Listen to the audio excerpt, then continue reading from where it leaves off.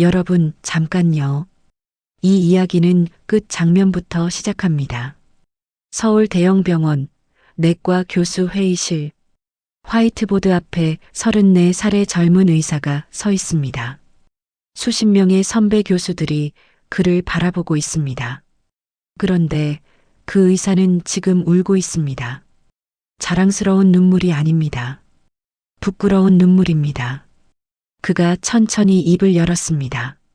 저는 지금까지 진짜 의사가 아니었습니다. 회의실이 조용해졌습니다. 그 자리에 있던 모든 사람이 숨을 참았습니다. 무슨 일이 있었던 걸까요?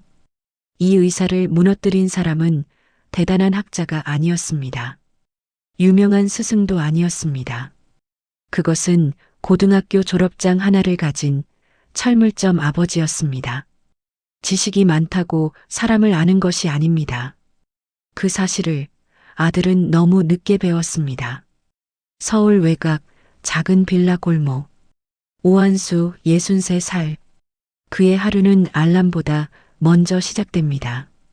공장에서 20년, 철물점에서 15년. 몸이 시간을 기억합니다. 그는 창밖을 봅니다. 굳은 살 박힌 손으로 유리창을 닦으며 생각합니다. 아들이 잘 있는지. 그리고 같은 시각 서울 도심 대형 병원. 오준혁 34살. 흰 가운 위에 이름표 하나. 내과 임상 강사 오준혁 교수. 그의 책상에는 논문과 교과서가 쌓여 있습니다. 커피는 식어 있고 눈 밑에는 그늘이 졌습니다. 두 사람은 같은 혈육입니다. 그러나 두 사람 사이의 거리는 서울에서 부산보다 멀었습니다. 아버지는 오늘도 먼저 전화를 걸었습니다. 아들은 오늘도 받지 않았습니다.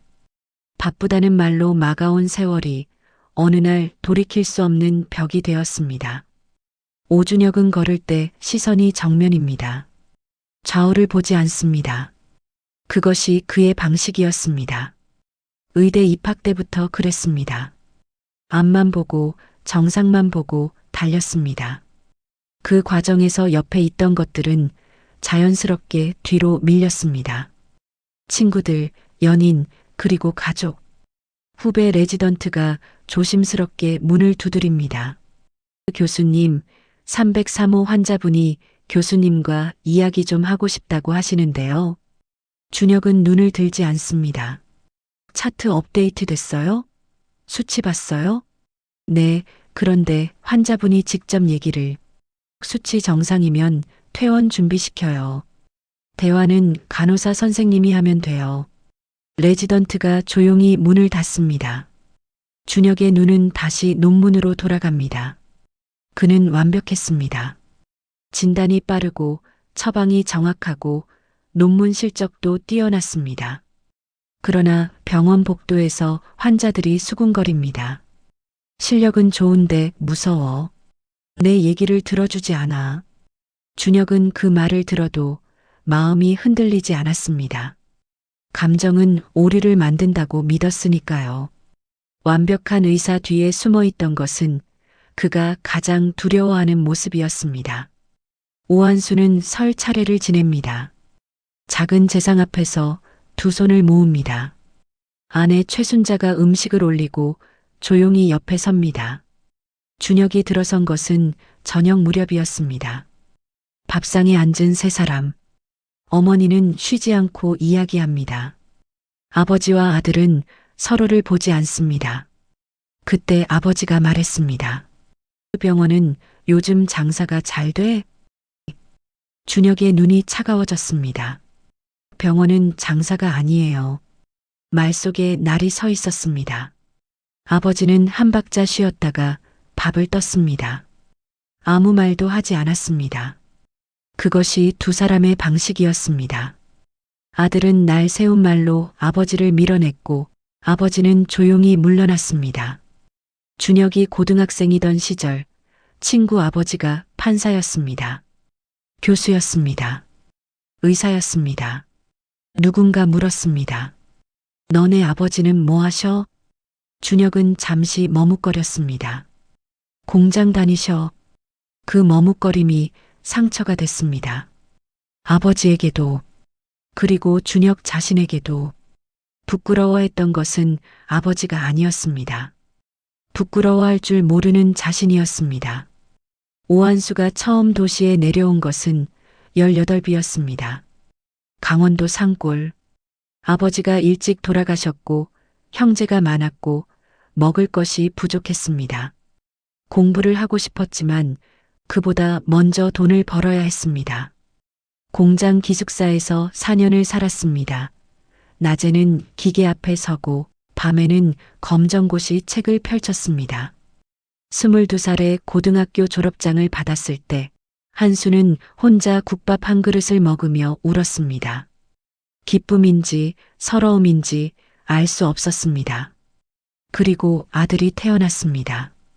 한수는 아들 손가락을 세었습니다. 발가락을 세었습니다.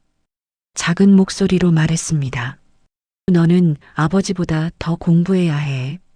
아버지가 못한 목까지 내가 해야 해.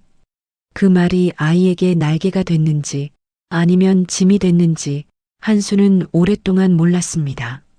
준혁이 의대에 합격하던 해 선반 기계 사고로 오른손 검지 첫째 마디를 잃었습니다. 피보다 먼저 든 생각이 있었습니다. 아들한테 알리면 걱정할 텐데 그는 이번 사실을 한 달이 지나도록 숨겼습니다. 아버지는 아들을 위해 손가락 하나를 잃었습니다. 아들은 그 사실을 아직도 모릅니다. 오한수의 철물점은 작습니다. 주택가 골목 안 간판도 낡고 선반도 좁습니다. 그러나 이 동네에서 모르는 사람이 없는 가게입니다. 한수 씨는 손님이 오면 먼저 의자를 권합니다. 물건을 팔기 전에 먼저 이야기를 듣습니다. 그것이 그의 방식이었습니다. 어느 날 낯선 사람이 왔습니다. 박성만 67살. 건설 현장을 평생 다닌 퇴직 감독. 가래가 끓는 숨을 달고 다니는 사람. 뭐 간단한 거 고치러 왔는데. 문 경첩이 삐거덕거려서 한수는 경첩을 받습니다. 그리고 박성만 씨의 손도 받습니다. 숨 쉴 때 어깨가 올라가는 것도 받습니다. 숨이 좀 불편하신 것 같은데 병원은 다니세요? 박성만 씨가 잠깐 멈칫했습니다. 가긴 가는데 잘 모르겠어요. 약을 먹어야 하는 건지. 한수는 그날 경첩을 고쳐주고 차 한 잔을 더 따랐습니다. 2시간 뒤 박성만 씨가 돌아갈 때 말했습니다. 여기 오길 잘했네. 경첩 때문이 아니라. 그 말의 의미를 한수는 알았습니다. 고쳐야 할 것은 경첩이 아니었습니다. 아버지가 평생 해온 일은 물건을 파는 것이 아니었습니다. 사람을 고치는 일이었습니다. 오한수의 손에는 검지마디가 없습니다. 그래도 그는 매일 이 손으로 가게를 엽니다. 물건을 정리합니다. 먼지를 닦습니다. 동네 할머니가 페인트 뚜껑을 들고 옵니다. 이웃집 아저씨가 망가진 수도꼭지를 들고 옵니다. 한수는 물건을 보기 전에 사람을 먼저 봅니다. 얼굴이 피곤한지, 무겁게 걷는지, 눈에 걱정이 있는지, 그것을 보고 나서 말을 겁니다. 오늘 힘드셨어요? 요즘 어떠세요? 그 2마디로 사람들이 열렸습니다. 한수는 특별한 교육을 받은 것이 아닙니다. 사람이 그에게 가르쳐 줬습니다. 공장에서 함께 일한 동료들이 가르쳐 줬습니다. 힘들 때 말 한마디가 얼마나 중요한지, 그리고 침묵이 때로 가장 깊은 위로라는 것을. 그날 저녁 병원 숙직실에서 준혁이 전화를 걸었습니다. 아버지에게. 자신도 왜 그랬는지 몰랐습니다. 사람이 막힐 때 결국 가는 곳이 있습니다. 그것이 집이라는 것을 준혁은 그때 처음 알았습니다. 박성만 씨가 처음 준혁의 외래를 찾은 것은 2달 전이었습니다. 만성 폐쇄성 폐질환, COPD. 5년 전에 진단을 받았지만 치료를 꾸준히 받은 적이 없었습니다. 처음 차트를 봤을 때 준혁은 고개를 저었습니다. 전형적인 치료 불이행 패턴. 그러나 박성만 씨는 진료실에 들어서면서 웃었습니다. 선생님, 나 그래도 아직 살아있어요. 준혁은 차트를 보며 설명했습니다. 흡입기 사용법, 약 복용 순서, 호흡 재활 방법 A4 한 장에 정리해서 건넸습니다. 한 달 뒤 수치가 그대로였습니다. 준혁은 다시 설명했습니다. 더 상세하게. 또 한 달이 지났습니다. 또 그대로였습니다. 세 번째 외래 오준혁이 물었습니다. 흡입기 매일 쓰고 계세요? 너. 가끔요. 왜요? 손이 좀 떨려서요. 그리고 솔직히 잘 모르겠어요. 쓰는 건지 아닌 건지. 준혁은 직접 시범을 보였습니다. 네 번째, 다섯 번째. 수치는 오히려 조금 더 나빠졌습니다. 준혁은 막혔습니다. 의학적으로 할 수 있는 것은 전부 했습니다. 그런데 왜 안 되는 걸까? 정답을 알면서도 풀리지 않는 문제가 있습니다. 그것은 의학 문제가 아니었습니다. 준혁은 박성만 씨 차트를 또 펼쳤습니다. 수치를 봤습니다. 처방을 받습니다. 그리고 전화기를 집어들었습니다. 어머니 번호를 누르려다가 멈췄습니다. 다른 번호를 눌렀습니다. 아버지 번호. 여보세요. 저예요. 준혁이요. 알아. 무슨 일이야? 짧고 낮은 목소리. 판단도, 온기도, 그냥 있는 그대로의 물음. 준혁은 잠시 머뭇거렸습니다. 아버지, 철물점에서 손님들 만나잖아요. 알면서도 뭔가를 안 하는 사람 있죠? 많지. 왜 안 하는 것 같아요? 그건 물어봐야 알지. 어떻게 물어봐요? 진짜로 물어보는 거야. 어떤지, 뭐가 걱정인지, 집에서 어떻게 사는지. 그러면 사람이 말해. 아버지는 그걸 어떻게 알아요? 병만 보지 말고 사람을 봐라. 12글자. 준혁은 전화기를 내려놓지 못했습니다. 밥은 먹었냐? 네. 그래. 끊어라. 전화가 끊어졌습니다. 그러나 그 12글자는 끊어지지 않았습니다. 아버지의 말은 짧았습니다. 그러나 준혁의 가슴 속에서 그것은 가장 길게 울렸습니다. 다음번 외래. 박성만 씨가 들어왔습니다. 오늘도 특유의 웃음과 함께 왔어요, 선생님. 준혁은 차트를 곧바로 열지 않았습니다. 처음으로. 박성만 씨, 수치 이야기하기 전에 좀 여쭤봐도 될까요? 너? 그럼요. 집에서 혼자 사세요? 박성만 씨의 손이 잠깐 멈췄습니다. 자식들은 있는데 다 멀리 나갔어요. 큰애는 부산, 작은애는 미국. 그럼 혼자 계시는 거네요. 마누라는 5년 전에 갔어요. 준혁이 처음으로 차트 대신 박성만 씨를 바라봤습니다. 힘드셨겠어요. 박성만 씨가 웃었습니다.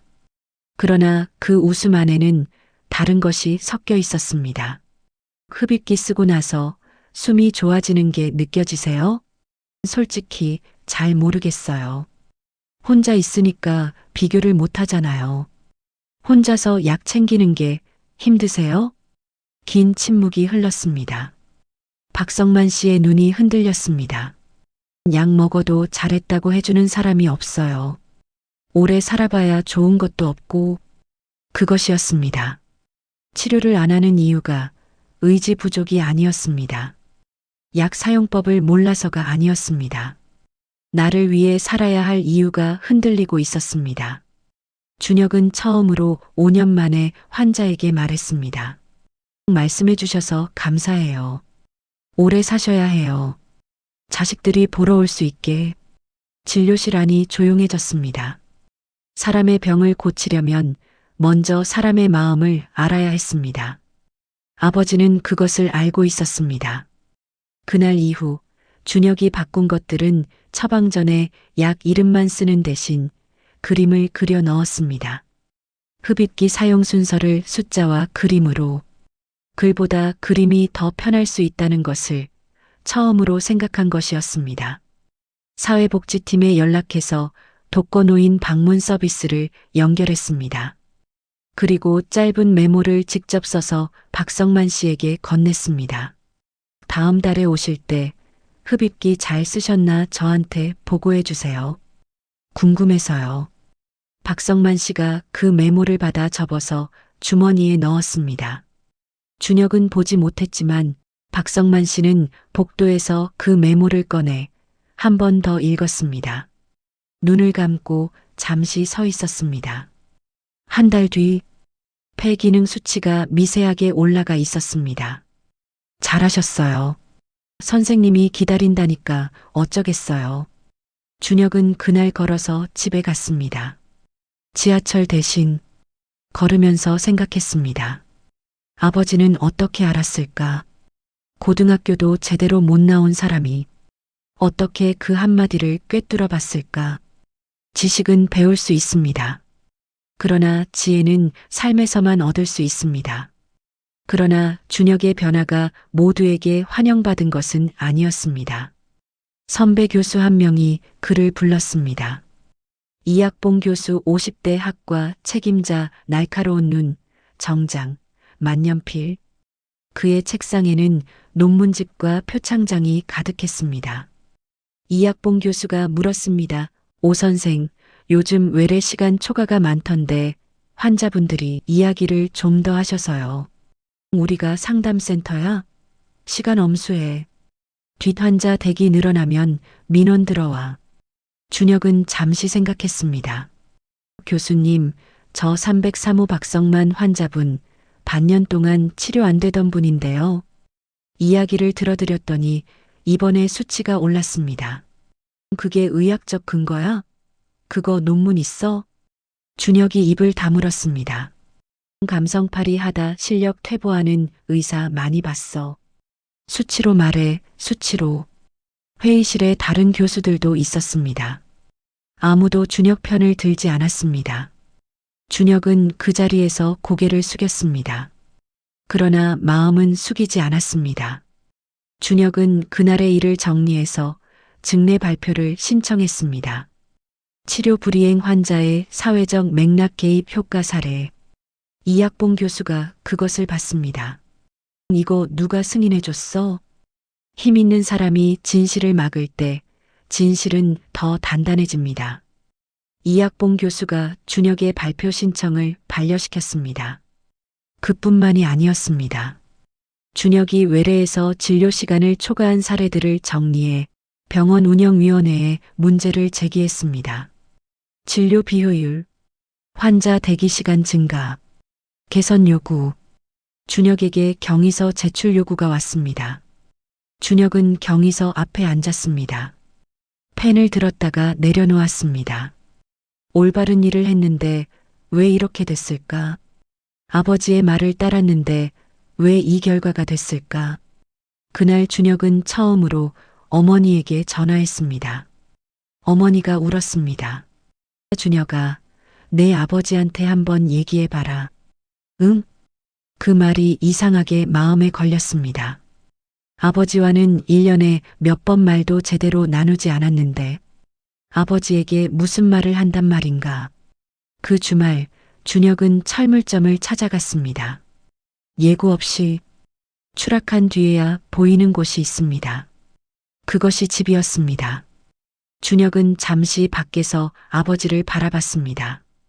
70대 할머니가 무언가를 들고 설명하고 있었습니다. 아버지는 그것을 받아들고 고개를 끄덕이며 들었습니다. 서두르지 않았습니다. 끊지 않았습니다. 그냥 거기 있었습니다. 준혁은 그 모습을 오래 바라봤습니다. 그것이 사람을 보는 눈이었습니다. 차트 없이, 수치 없이, 그냥 그 사람을 보는 눈. 아버지가 고개를 들었습니다. 왔냐?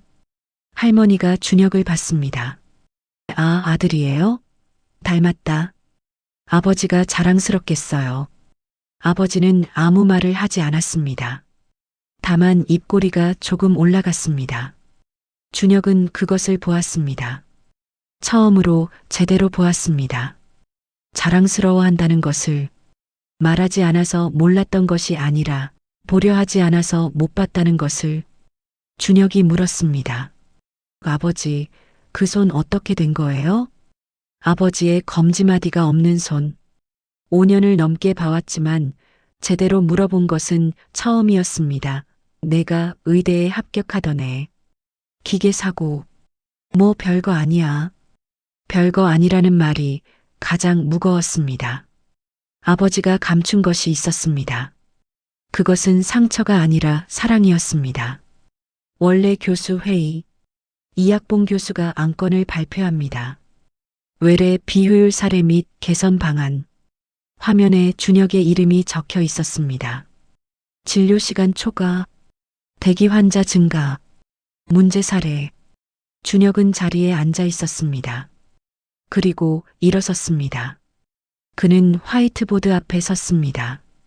준비한 자료를 펼쳤습니다. 박성만 씨의 데이터, 반년간 치료 불이행 기록, 그리고 한 번의 대화 이후 수치가 올라간 기록. 이 환자분은 6달 동안 치료가 안 됐습니다. 약이 문제가 아니었습니다. 혼자 사신다는 것, 아내를 잃었다는 것, 오래 살고 싶지 않다는 마음이 문제였습니다. 한번 제대로 여쭤봤을 때 수치가 처음으로 올랐습니다. 회의실이 조용해졌습니다. 그게 무슨 근거야? 감성 이야기하러 나온 거야? 준혁이 고개를 들었습니다. 오준혁 교수님, 저는 지금까지 진짜 의사가 아니었습니다. 병을 받지, 사람을 보지 않았습니다. 이것을 가르쳐 준 사람은 의사가 아니었습니다.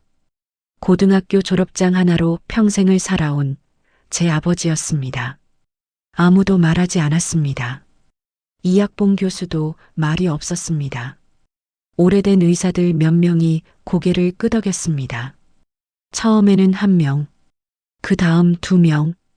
회의실이 조용히 채워졌습니다. 이학봉 교수는 서류를 닫았습니다. 그리고 준혁을 바라봤습니다.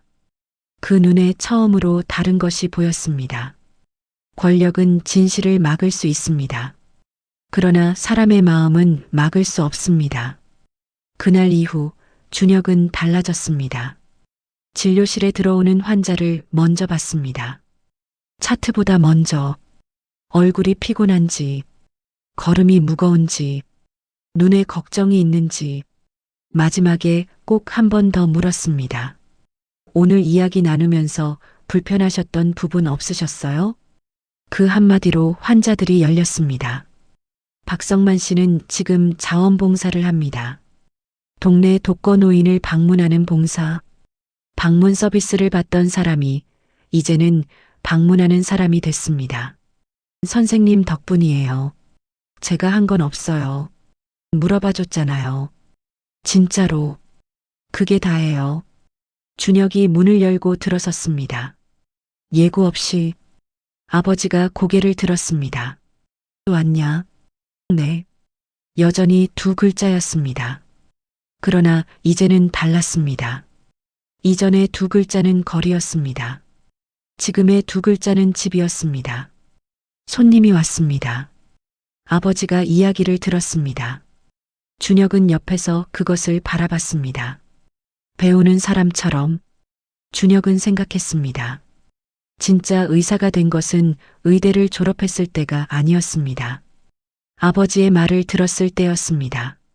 그리고 그 아버지의 말이 그토록 깊었던 것은 학교에서 배운 것이 아니라 삶에서 배운 것이기 때문이었습니다. 병만 보지 말고 사람을 봐라. 지식은 배울 수 있지만 지혜는 삶에서만 옵니다. 당신 곁에 있는 그 사람을 오늘 조금 더 깊이 바라보시기를 바랍니다. 그 사람이 살아온 이야기를 오늘 조금 더 귀 기울여 들으시기를 바랍니다. 이 영상이 도움이 되셨다면 구독과 좋아요, 댓글로 여러분의 이야기를 남겨주세요. 여러분의 아버지 이야기, 여러분의 가족 이야기가 이 채널을 따뜻하게 합니다.